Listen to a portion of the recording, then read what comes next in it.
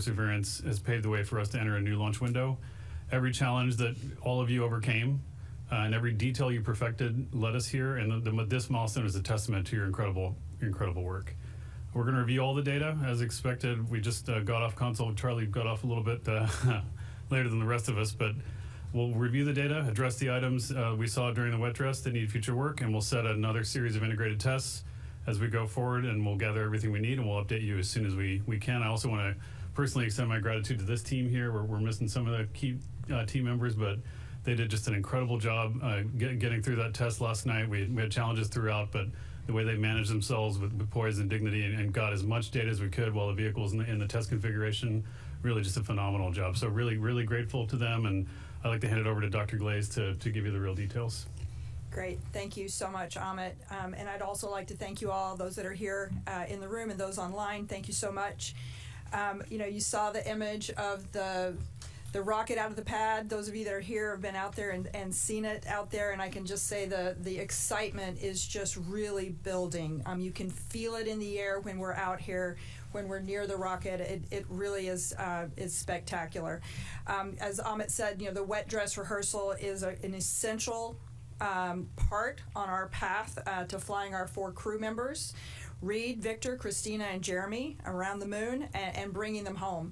I can tell you that I was conversing with our commander, Reed Wiseman, as we went through wet dress yesterday and following. I know that Amit and the administrator also spoke with the commander, and so we've been staying in constant communication so that they know where we are and that we're all together on this as we are moving forward with our plans.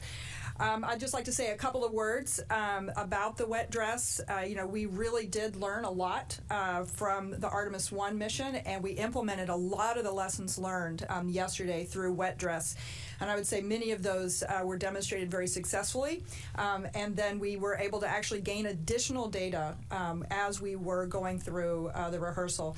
Myself, I know when I went in, I had 3 big things that I really wanted to make sure we were getting data on. And I would say all 3 of those, we did a fantastic job of gathering the important data that we need.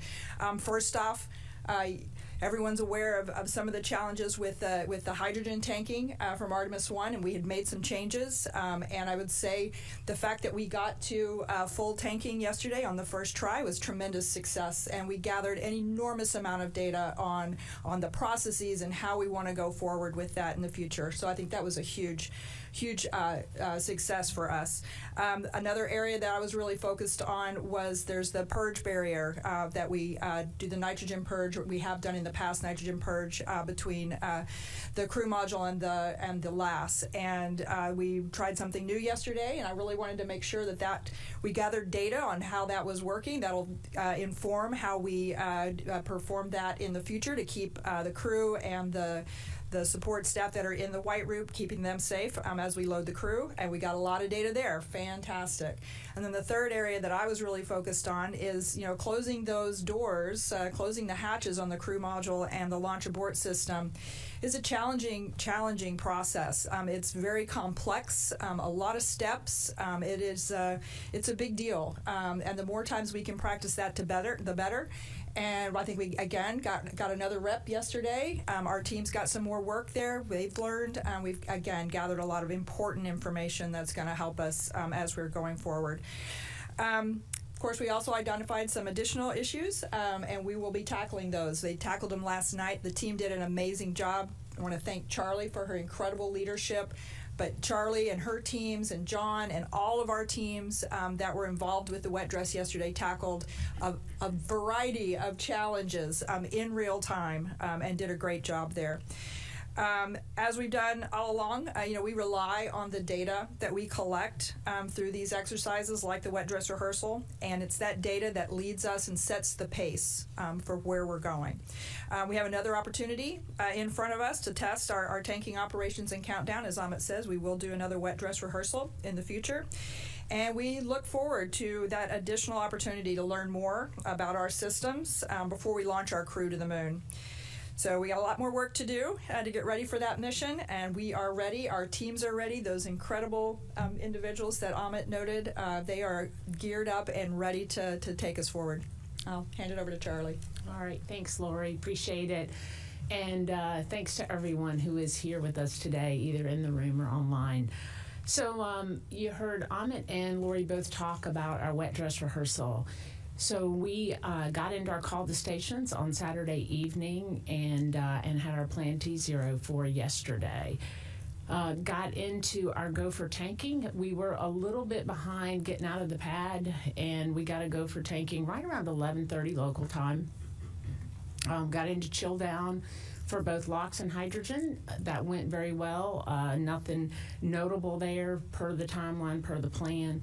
When we got into the LH2 fast fill, which was around 12:29, is when we picked up our first leak in the TSMU in the cavity, which is where the flight and the ground plate come together, and it's that cavity in between. And it's in our 8-inch fill and drain line there. We have a QD that kind of connects those two together. So it was similar, I would say, to some of the signatures that we've seen during Artemis I. Our leak rate was a little bit higher, somewhere in around the I would say 12 to 14%. As you know, we went back, we did some testing between Artemis I and Artemis II, and determined that 16% was an appropriate leak limit for LH2 in that cavity, and so that's what we managed to yesterday. So we saw the leak get up around our limit, and we did a stop flow revert, and when we did that, we saw, of course, the leak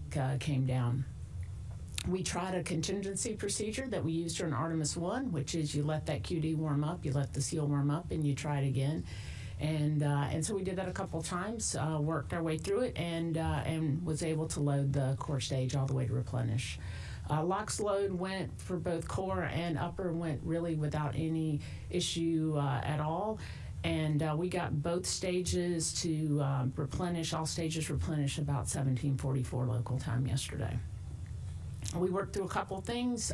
We had a targeted T0 originally for after 9 p.m. in the evening, but given the contingency procedures and whatnot, we had a new targeted T0 at just after midnight, and we picked up the count, T-minus 10 minutes. We counted through our, got through our polls, picked up the count, counted through 6 minutes. Of course, the crew access arm comes back at 8. That was a big milestone for us, first time we'd ever done that in terminal count with the ground launch sequencer. So a big win on that. It came back just fine, latched into place just like it's supposed to. And we got down inside the 6 minutes, and that is where we began core stage pressurization. And so as we began that pressurization, we did see that the leak within the cavity came up pretty quick. We did a cutoff, which is a normal safing activity for us. We got into our safing steps. We saw the hydrogen concentration come down, and then later in the evening, we got into our drain operations. I am happy to report that early this morning, we had the core stage drain was completed at about 6 o'clock, just after 6 this morning, and right now we have all commodities off the vehicle. Both stages, both commodities are drained. We are in core stage boil off and inerting activities, and we're getting the pad open back up for control work. So that's a little bit of how the test went. Lori talked about some of the great things that came out of the test. I'll tell you, we had never loaded the core stage or the upper stage from the new 1.4 million gallon hydrogen sphere. We had gone through a complete verification and validation, but we didn't have the hardware to do it with, the flight hardware, and so that went really well.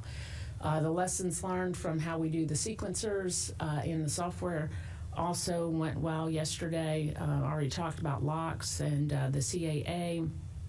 And then the replenish valve. Those of you who were around for Artemis I, remember we had to send a red crew to the pad for the replenish valve, and we made some design modifications on that valve, and it worked flawlessly yesterday.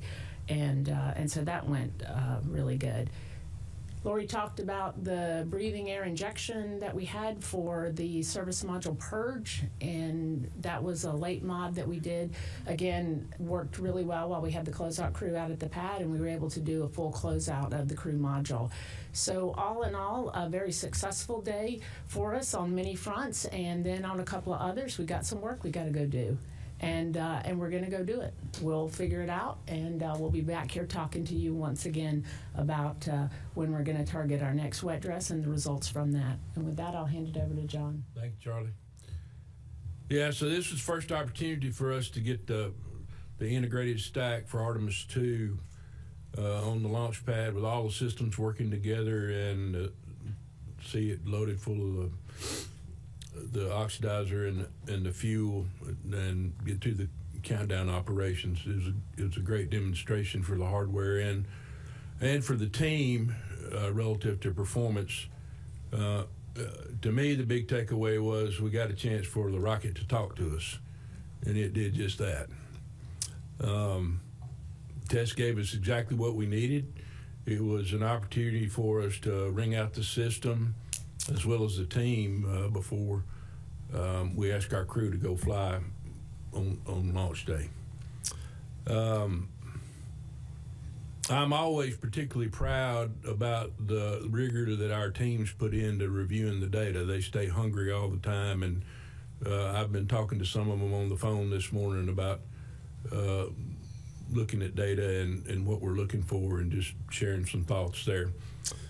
Going to the MMT was in place ahead of tanking operations, providing guidance to the launch director at our planned checkpoints that included the tanking operations as well as the go for terminal count. We also provided guidance on a couple other points, which I would say were minor risk acceptance items along the way. And that's, that's the big part of what the MMT does, is provides risk assessment and approves risk or not. And finally, I'll wrap it up by saying I fully support the agency's decision and the plan we've got moving forward. Rachel, back to you. All right, it's time now for questions.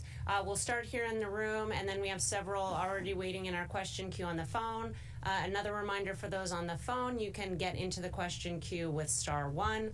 And with that, let's start over here with Marcia Dunn. Hello, Marcia Dunn, Associated Press.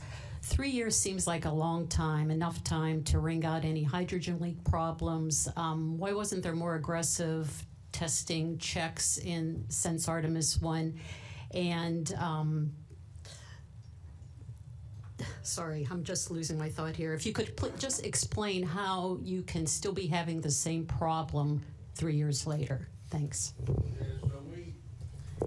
In my old job as the the SLS manager, after Artemis I and the challenges we had with the leaks, we took a pretty aggressive approach, as Charlie mentioned, to do some component level testing with these valves and the seals, and try to understand their behavior and their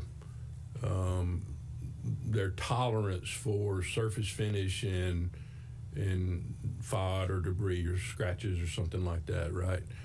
And so we got a good handle on that relative to how we install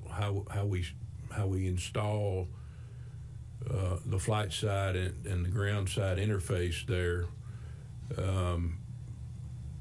But on the ground, we're pretty limited as to how much realism we can put into the test.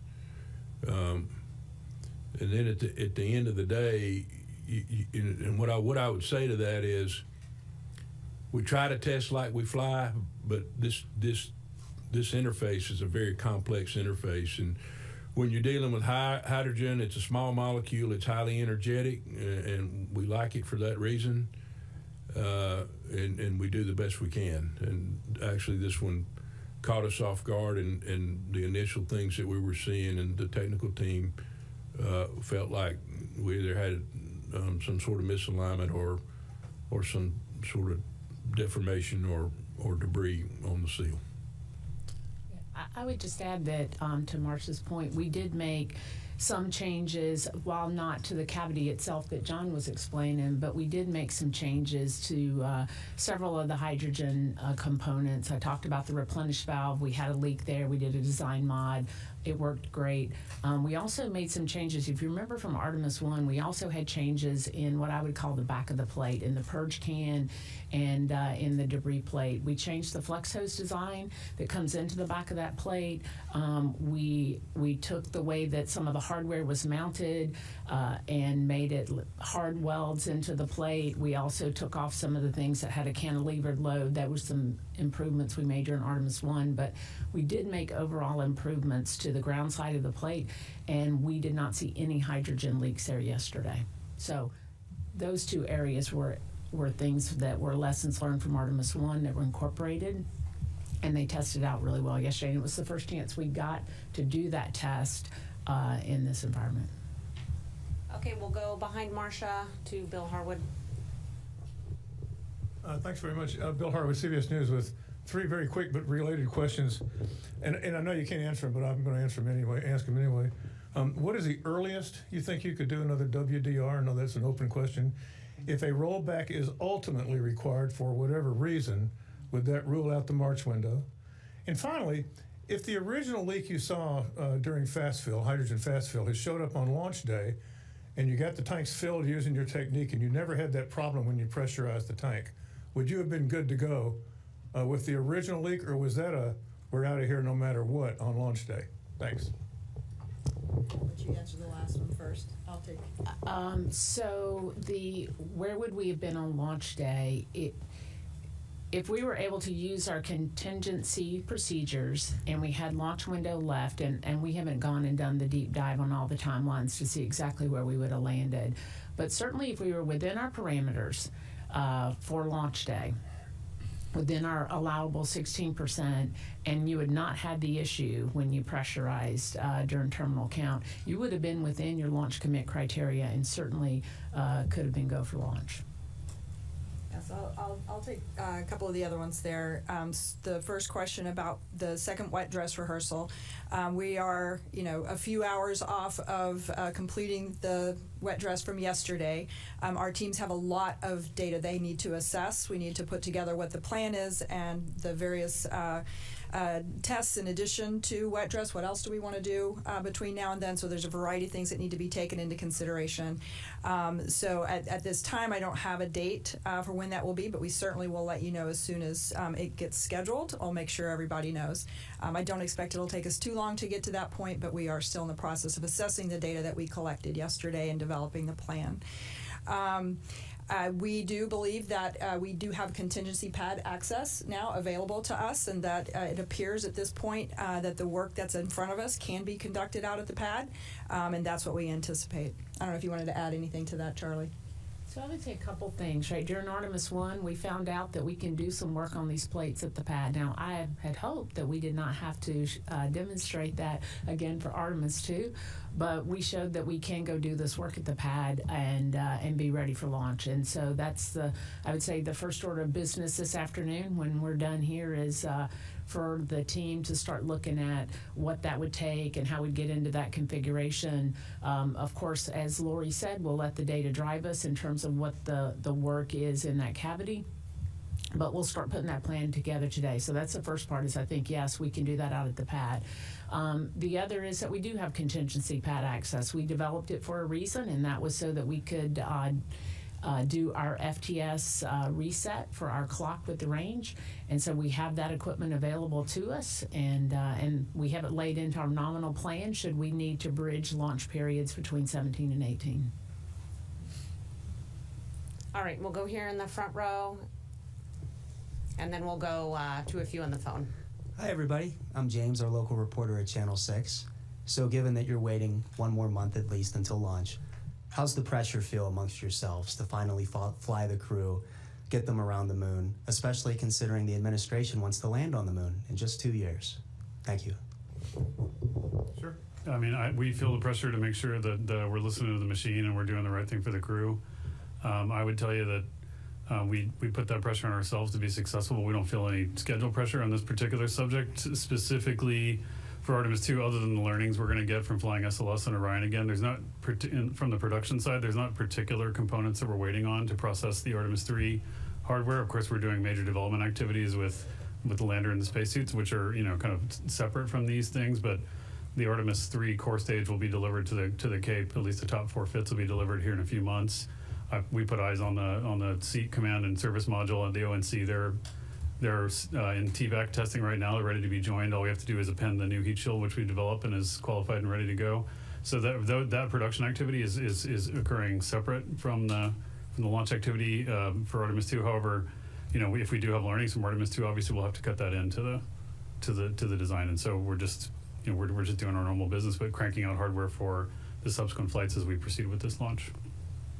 All right, we'll take a few questions from the phone before coming back here into the room, and we'll start with Jeff Faust with Space News.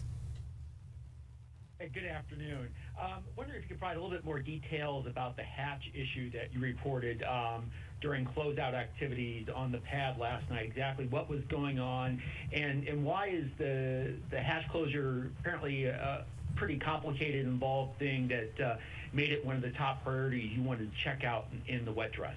Thanks. Yeah, so I'll comment on that.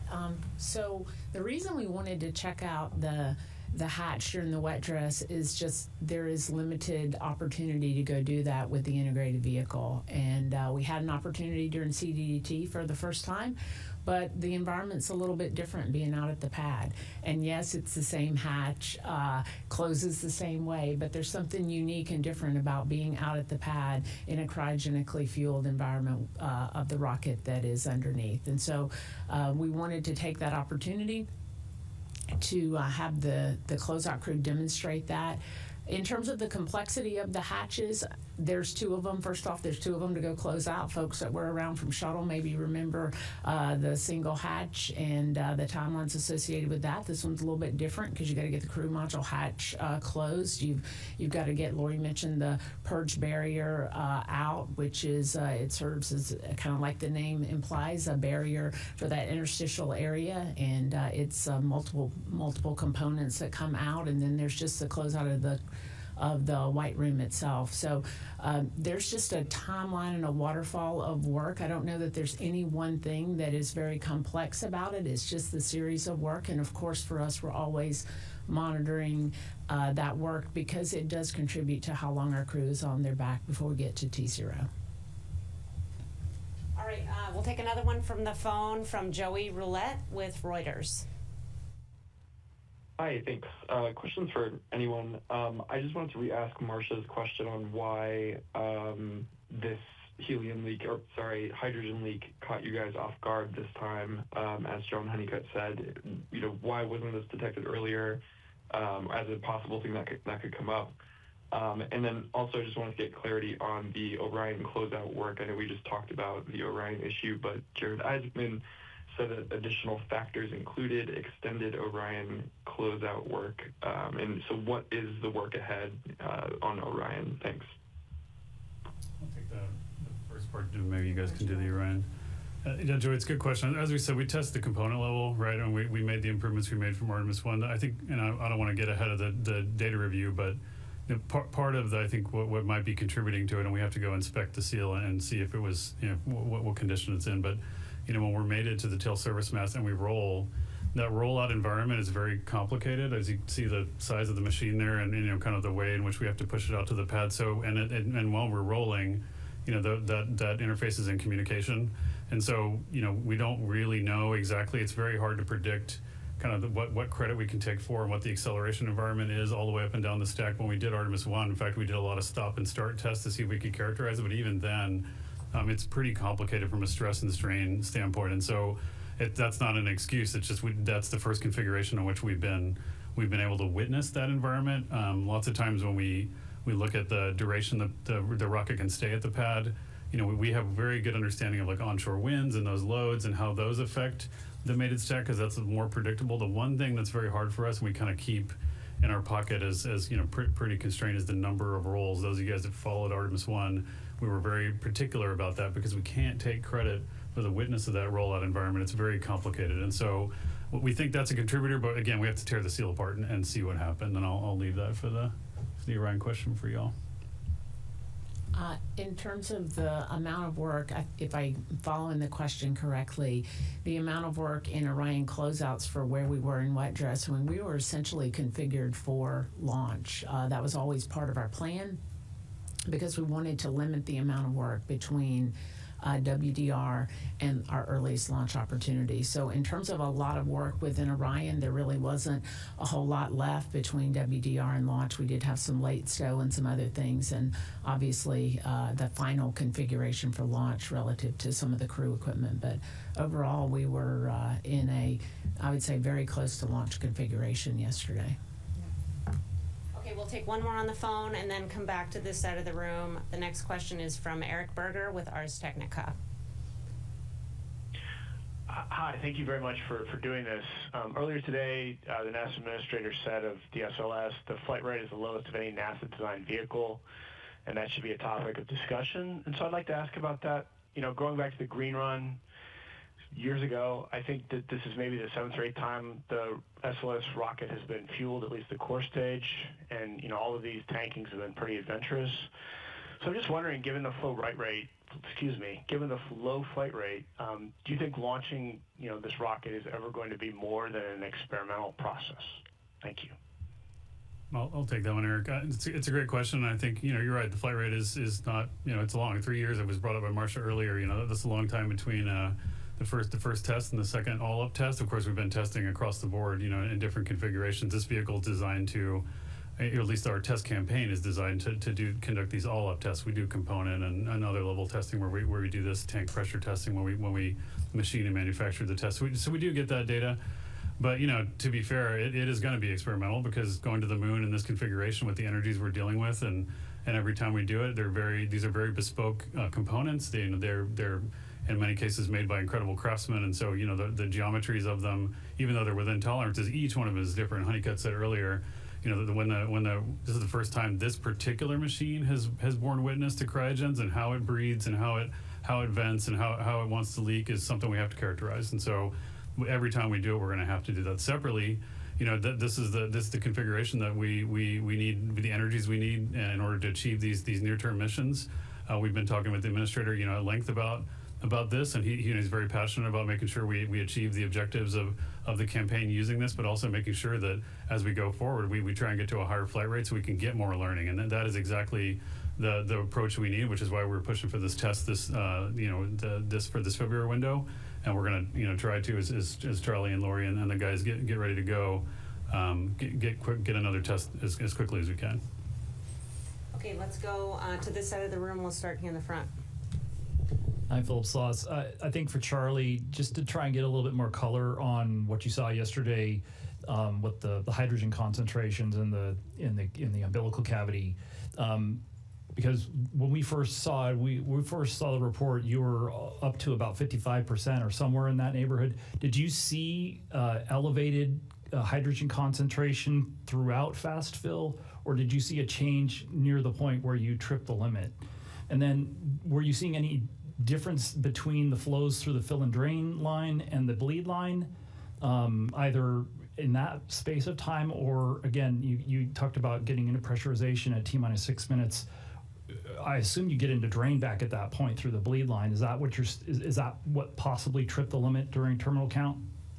So let me start with when we saw the leaks. Let me start there. So, you know, what we have learned during the Artemis tanking campaign is that this interface is sensitive to flow rates and pressures. We learned that during Artemis I, and we saw the same thing. Yesterday. It was when we went to fast fill. We were in slow fill. We were within our limits and within our bands. It was when we transitioned to fast fill that we began to see the limits creeping up, or the concentrations within the cavity creeping up. And we did, was it a steady rate? I mean, it increased. We got up to, probably 12, 14%. And then when we got close to the 16%, that's when we did stop flow and revert, and decided to invoke our procedure for letting that interface warm up and then retrying it again. During Artemis I, we found that sometimes I was very successful. I mean, that's a pressure-assisted seal, so sometimes letting it warm up and then putting some more pressure across it, you'll see the seal improve. And so that was the goal yesterday. When we tried it the second time, the performance was pretty similar. We have the ability, and what we do in that case is that we are actually pressurizing in the storage area in the sphere itself, and we're kind of using that pressure to, hydrogen light, and so you put some pressure in the system and kind of push it, as we say, push it up the hill, and so we started out with a lower pressure, but as we put additional pressure and got back closer to our fast fill rates, we started to see the leak. And so it was, I would say, in and around the 12 to, when we got up to 16%, we would take action. We saw that through the 3 different contingencies, but we were able to manage it. We would manage it with the pressure, get back within your leak rate in the cavity or get close to it. And so that's how we managed to get all the way to replenish. In terms of when we saw the spike in the leak, it was in terminal count. It was as we began to pressurize the tank, and whether that came from through the 8-inch or the 4-inch bleed, we really need to get into the plate and take a look, and we'll know more, in a few days when we get in there. So it'd be hard to say at this point. Again, the team's going through the data, so if you ask me tomorrow, I might have a better answer. But right now, I'd tell you that based on the timing, it looked like in real time that it was likely through the 8-inch. Could have been the 4 though. So we'll take a look at all that and see what was going on there. But it did go up, and it went up very quickly, and so we knew that we had something there we didn't understand. That's why the operator immediately gave a cutoff, and we got into safing. Okay, we'll go to Irene Klotz here, and then Will Robinson-Smith, and then we'll take a few more from the phone. Hi, Irene Klotz with Aviation Week. I have a question first for Charlie or John. You ended up adjusting the timing for the wet dress because of the cold, but then did the wet dress in the really cold. Can you just explain a little bit about what you were doing during those 2 days, and if there was any equipment or systems that were close to qualification limits because of the cold? And for Amit, did the Falcon 9 upper stage anomaly yesterday do anything for your planning for Crew 12 launch? Thanks. I'll do the Falcon 9 first, guys, and hand it to you guys. Yeah, thanks, Irene. Yeah, we did. SpaceX did a report as soon as it happened on a Starlink flight that they had an upper stage anomaly. They're working that with the FAA. So I don't want to get in front of that. The FAA is the lead investigative body. We do have our teams with commercial crew embedded in that investigation, and so in terms of how it affects our plans for Crew 12, et cetera, we're pressing towards our Crew 12 window. We're planning towards just a week, a little bit more than a week from now to start that preparation. But again, that's going to be contingent on the return to flight rationale, which we're heavily partnered with both the FAA and SpaceX.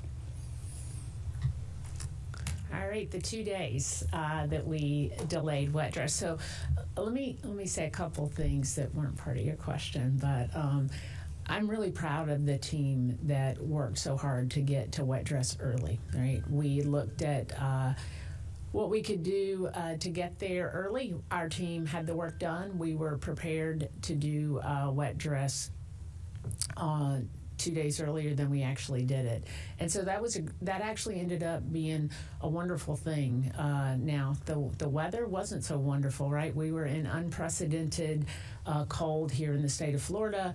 We were very deliberate about looking at the weather and determining if we were in a configuration to do the test. Originally would have been our T0 would have been Saturday evening when we ended up doing our call to stations. If you recall, on Saturday evening it was very cold and it was very windy, and we did look at the weather and look at our criteria. The main criteria there for a wet dress, which is different than launch. On launch day, you absolutely have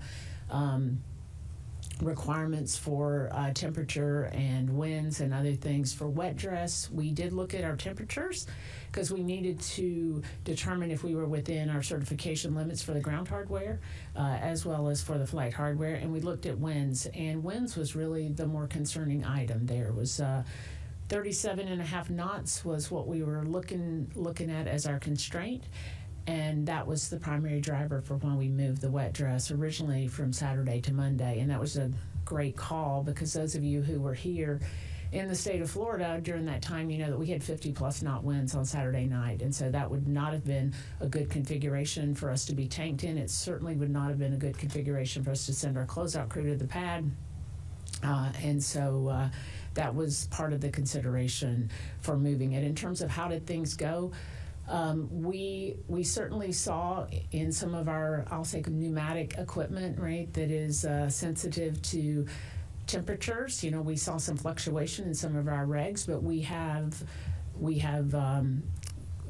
as part of the configuration and part of the control on those, they have some automatic or E-reg control that accounts for changes in temperature and pressure. And so we were able to manage all of that. There wasn't anything significant that I would say came out of yesterday, other than, you know, activation of some heaters and those types of things. In terms of protecting the vehicle, we had purge going to the skirts during the excuse me, during the cold weather period. Sorry.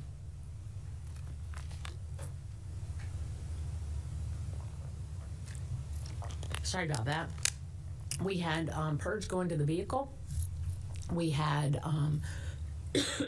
heaters configured. So in terms of taking care of the hardware at the pad, we had all the right things in place. Okay, let's go over here to Will Robinson-Smith.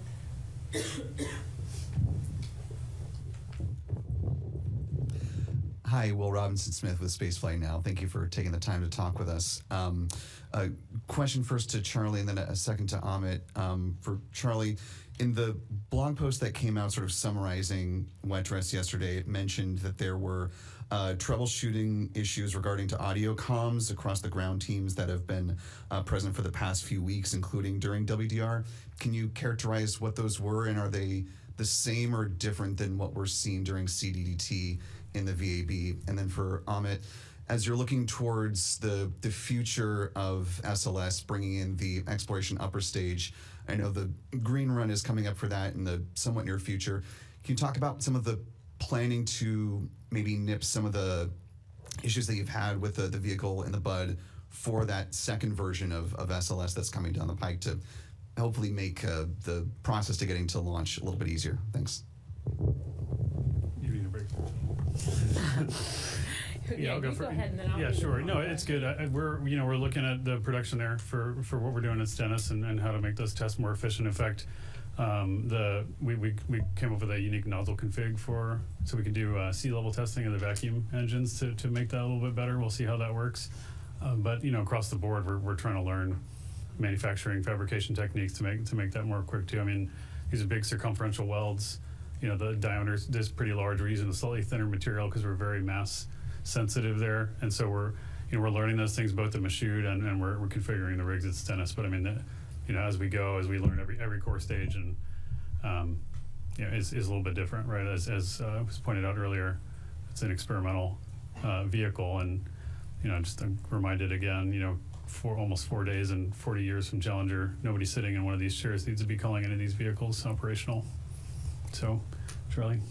Yeah, so the comm issue that I believe you're referring to is a few days before wet dress, and I forget now exactly how many, but we had a significant comm outage in LC-39 with the ground communication system, and that's the OIS loops that we use to communicate across our teams, both here at Kennedy and then back to our support centers across the country. And so we ended up calling in, I'll say, a suite of experts to go look at what might be causing that outage, and it really ended up being I'll say, a series of events that had happened, and it was within the and I'm probably not the right person to answer this in this level of detail, but let me just say that it was in the kind of the details of the code. It was an edge case where you had a series of events that had to line up just perfect, and they did, and it ended up taking out our one of our LC-39 communication servers. So the team did a great job, pulled in a lot of experts, including the supplier of this equipment and NASA experts from across the country. They did a deep dive on all of this, were able to diagnose the root cause right away, put a series of workarounds in place, and I'm happy to report that the comm worked fine during the wet dress rehearsal. And wet dress and launch are a great test case, because if you think about, when you're doing a single test, you might have a handful, maybe you got 30, 40 users, but on wet dress day, you've got centers across the country. We're all tied together. You've got hundreds, maybe thousands of users. There's a big load on the system, and it worked really well. So the team did a great job resolving that issue. Okay, we'll go back to the phone bridge, and we'll take a question from Micah Maidenberg with the Wall Street Journal. Hey, thanks, Rachel. Maybe for Charlie or John, could you talk about some of the top items the team did not get to practice with the rehearsal stopping when it did? And do you actually need to get closer to or hit that 33-second mark during a rehearsal before an actual launch? Thanks a lot.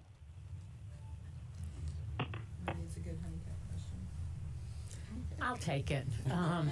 So one of the things that we didn't get to do yesterday that we wanted to do, well, let's talk about the things that we did. So we loaded the core stage and the upper stage with hydrogen, got to replenish. We loaded LOX, upper stage and core, got to replenish. What are the things we didn't do? We wanted to get through terminal count.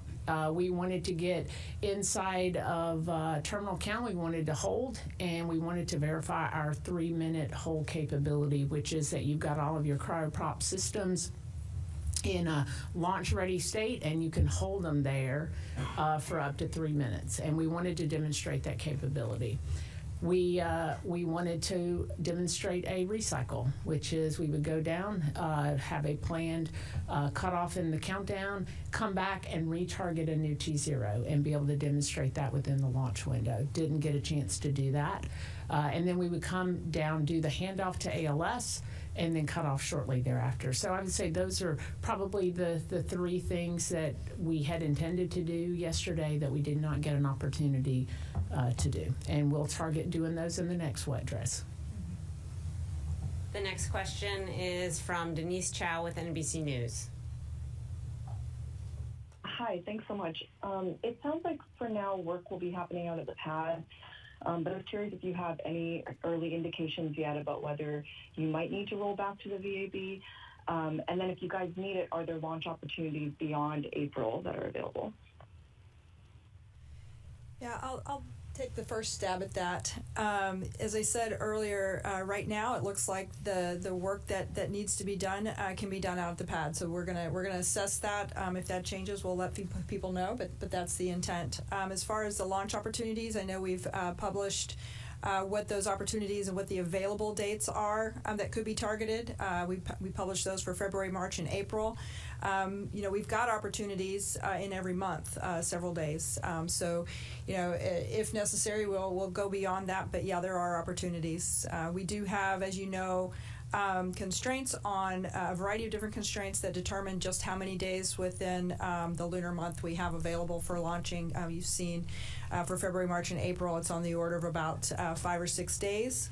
It'll be something similar. It varies month to month, but yes, there are additional opportunities. Okay, next on the phone we have Anthony Leone with Spectrum 13. Hello, and thank you very much for taking our call today. With the leak issues that Artemis I and II have faced, will this reinforce NASA's consideration of using a different vehicle for Artemis III, such as Blue Origin's Blue Moon lunar lander, which was something that then acting Administrator Sean Duffy talked about? Thank you. Yeah, sure. So we are, of course, heavily partnered with Blue Origin and SpaceX and other super heavy lift launch vehicle providers. They're integral to our architecture. So we're going to continue to partner with them and share learnings and implement and put them into our mission plans. So that's certainly true. Changing commodity on SLS or changing the design that in that severe way will probably disable the production significantly, and make a change. You expect the change. We're as discussed earlier, it's hard enough for us to get into a flight-like configuration in a lot of these tests, and so now putting a big design square wave into it, I'm not sure would have the value that we'd expect. What we really want to do is let industry innovate on their own machines, and then when they're ready to support our missions, we'll cut them into the architecture and use them as we need to. Okay, next on the phone we have Marcia Smith with Space Policy Online. Thanks so much. Could you tell us how long you can keep the stack out at the pad? And I seem to recall that on Artemis I, one of the factors was you needed to change the batteries on the flight termination system. Is that still an issue this time, or have you found a way around that? Sure. There are some batteries with flight termination that will need servicing, but we talked earlier about the pad access that we now have available for Artemis II. That was a lesson learned from Artemis I. So there are some things that we can do servicing out at the pad.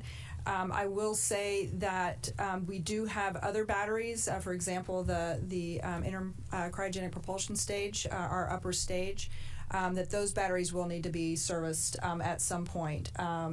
And so that if we go beyond the March time window, we probably would have to roll back in order to access those batteries. That's anticipated right now. So, yeah. Did you want to add to that, Charlie? No, I think you covered it. Okay, we'll take one more on the phone and then come back into the room. Next question is from Josh Dinner with Space.com. Hi, thank you so much. Just a clarification question. You mentioned the quick disconnect. Is that the same component that caused issues with Artemis I? And is it a piece of ground equipment that would have been refurbished or replaced after that launch, or is it the same physical piece of hardware? So it's different hardware on the flight side. It's same. The major components are similar on the ground side. There's probably some small parts and things like that that get refreshed.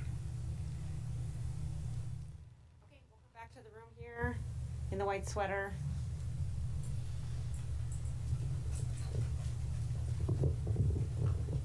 Hi, thanks so much. Jackie Waddles with CNN. A question for Mr. Honeycutt. You mentioned that there were some minor risk acceptance issues that the MMT worked through. Curious, could you give us insight into any of those and how the MMT discussed and what you communicated?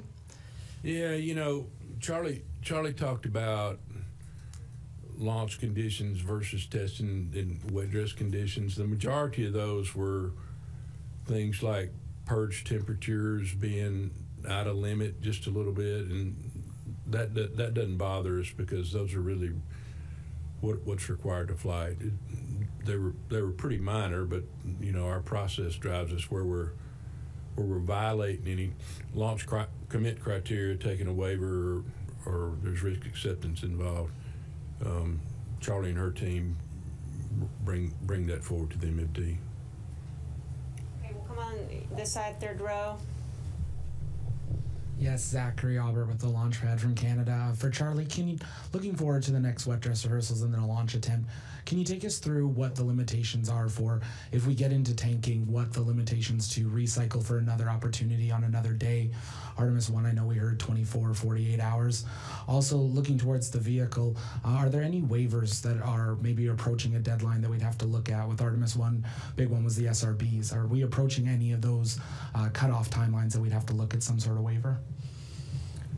So I'll probably invoke the panel for some of the greater waiver pieces, but I will talk about the recycle capability. So we have two things that in a wet dress that we do, and the first is, or the plan was to come through a nominal count, because on a real launch day, one of the things that we can do is that we come through count. We have a 2-hour launch window, provided that you have enough window to do this. If you had an issue where you had a cutoff in the middle of your term count, you have the ability to go get back into fill get your tanks topped off. If it was something that you could clear, explain, work your way through, and then retarget a new T0.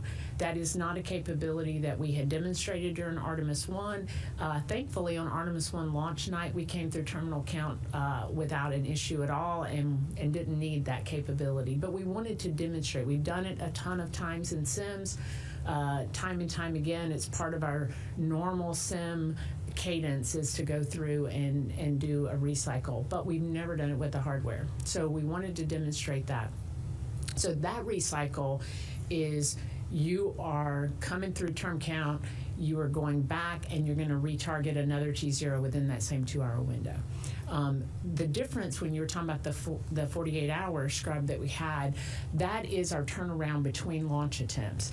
And yes, we do have a very different capability this time around. And before, we utilized somewhere between, depending on when you scrub, somewhere between 250,000, 300,000 gallons of hydrogen. We have losses just in boil off. And so you have to replenish that. And during Artemis I, that was about 30 tankers worth of hydrogen that we had to roll into the pad. We did about 20 hours of replenishment ops, and that set us up for a 48-hour scrub turnaround. That also puts a big demand on the suppliers. That's a tough turn for really everyone involved. So we built the new 1.4 million gallon hydrogen sphere. Again, first time we'd ever used it, we refer to it as our loading sphere because that's how we intend to load the vehicle, and we use the old sphere to store hydrogen. So when we have a scrub, we can instead of taking those 30 tankers, we can push a couple of 100,000 gallons of hydrogen from one sphere to the other and be ready for the next attempt. And so we do have a 24-hour scrub turnaround capability for Artemis II as a result of that new hydrogen sphere. Yeah, probably the biggest one you mentioned was the booster. So the booster office does a really good job of staying way ahead of us on when our need is and doing their assessments.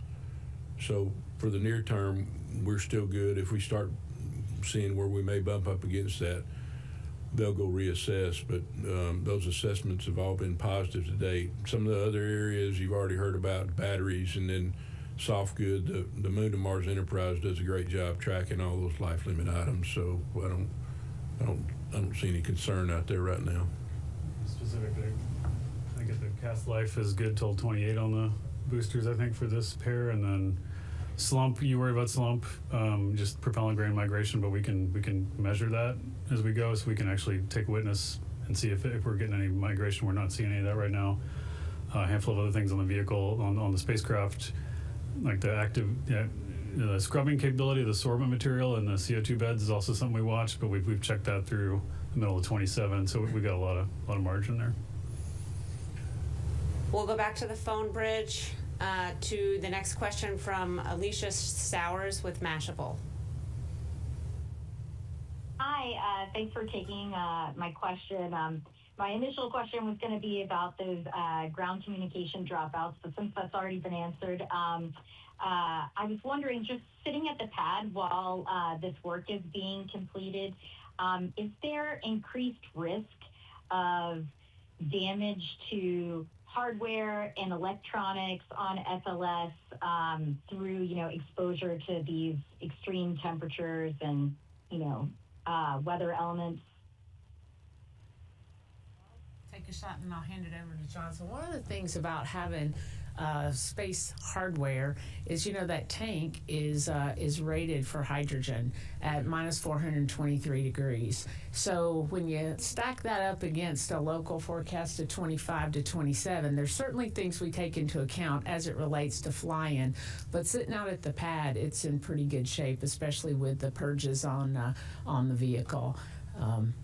So I think that's, I don't know if you have anything. Yeah, I mean, when we go through our testing and certification processes, we account for all the conditions that we could experience out at the pad, and even back for Artemis I, when we had the high winds from the threat of the hurricane coming through, we did the assessment and we said, hey, it's safer to stay at the pad than just take another rollback, right? Got one hurricane, right? So yep. That'll do. Oh, I also lighting protection. You know, all that's we protect for. We don't do it carelessly, but I think the vehicle's pretty robust against those conditions. We'll take one last question on the phone from Paul Brinkman with Aerospace America magazine. Hi, yes. I would like, could somebody please explain in this context how the leak threshold is determined? I believe 16% was mentioned. What exactly is the risk of a leak at 16%? Why precisely the countdown was terminated in that case? I can take a shot at that, or John, if you want to add. Yeah, what I would tell you, in the shuttle program, I always had scratched my head about why we had such a low requirement at 4%.